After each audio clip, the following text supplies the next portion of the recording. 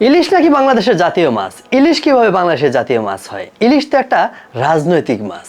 এই ইলিশ মাছকে কেন্দ্র করে ফেসবুকে পোস্ট দিয়ে বছর কয়েক আগে আবরার ফাহাদ নামক যে ছাত্রটি নৃশংসভাবে হত্যা হলো, মনে আছে আপনাদের? তিনি কি লিখেছিলেন? দাদারা নাকি প্রতিদান দেয় না। কে বলে দাদারা প্রতিদান দেয় না? 500 টন ইলিশ পাওয়া মাত্রই তারা ফারাক্কার বাঁধ খুলে দিল। আমরা এখন মনের সুখে পানি খাবো আর ইলিশ পালবো।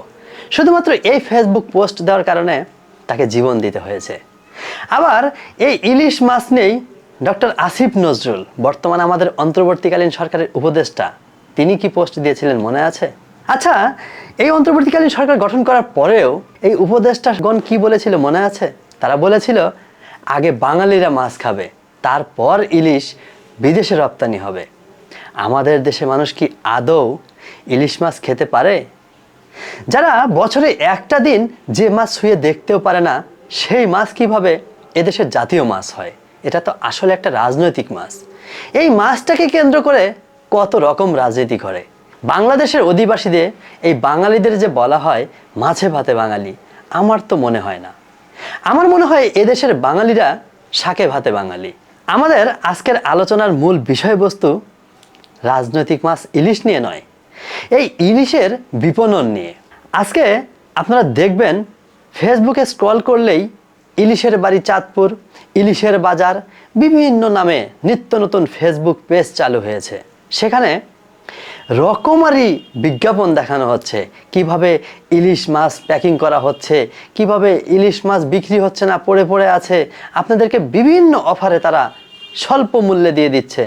আর সেই প্রতারণার ফাঁদে পা দিয়ে আমাদের বাঙালির সহজ সরল মানুষদেরকে বোকা বানিয়ে একদল কুচক্রী মহল আপনার থেকে বুকিং মানির কথা বলে 500-1000 টাকা হাতিয়ে নিয়ে আপনার আইডি ব্লক করে দিচ্ছে। তাদের লোভনীয় অফার কি জানলে অবাক হবেন। দেখুন, ওনারা 400 টাকায়, 500 টাকায়, 550 টাকা কেজিতে 1-1.5 কেজি ওজনের ইলিশ মাছ দিয়ে দিচ্ছে, যেখানে কিনা বাংলাদেশের কোথাও 1000 থেকে 1500 টাকা কেজির নিচে কেজির দরে ইলিশ কোনো পাওয়া যায় না। সেখানে তারা 500-550 টাকা কেজিতে ইলিশ দিতে চাচ্ছে। আর এই অফারে মুগ্ধ হয়ে কিছু বোকা সহজ সরল মানুষেরা তাদের প্রতারণার ফাঁদে পা দিয়ে ফেলছে।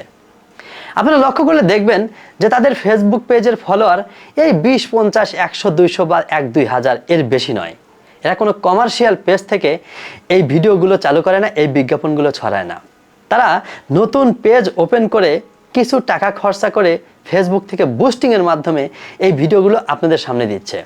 খবর নিয়ে জানতে পারবেন যেই ব্যক্তি এই ভিডিওগুলো করছে বা ইলিশ মাছ আপনাদের হাতে দেখাচ্ছে, উনি আসলে হয়তো কোনো পার্সোনাল ব্লগিং করতে গিয়ে ভিডিওটি করেছিল, তার ভিডিওটা চুরি করে নিয়ে এই নতুন ফেসবুক পেজে পোস্ট করে সেখানে এই পেজের মালিকের মোবাইল নাম্বার দিয়ে আপনাকে ইনবক্সে ডেকে নিয়ে গিয়ে আড়ালে আপনাকে গাল গল্প শোনাবে, 400-500 টাকায় কেজি ইলিশ মাছ দিবে। বিনিময়ে কি করতে হবে? আপনি 5-10 কেজি মাছের অর্ডার করবেন, আপনাকে 500-1000 টাকা বুকিং মানি দিতে হবে। এটা প্যাকিং খরচ, পরবর্তীতে মাছের দাম থেকে সমন্বয় করা হবে। আদৌ আপনাকে কোনো মাছ দেওয়া হবে না। আপনি একেবারে যে মাছ পাবেন না তা না, অনলাইনে আপনি অর্ডার করেও মাছ পেতে পারেন, কিন্তু সেই মাছের দাম হবে 2000 থেকে 3000 টাকা কেজি। বিশ্বাস না হলে একটু জাস্টিফাই করে দেখবেন যে আদৌ যারা টাকা না নিয়ে মাছ পাঠাতে চায় তারা কত করে কেজি চায়। আর যারা বলে আপনাকে 500-1000 টাকা বুকিং মানি দিলেই আপনাকে 1-1.5 কেজি ওজনের ইলিশ মাছ আপনাকে 400-500 টাকা কেজিতে দিয়ে দিবে, আপনি বোকার স্বর্গে বাস করছেন।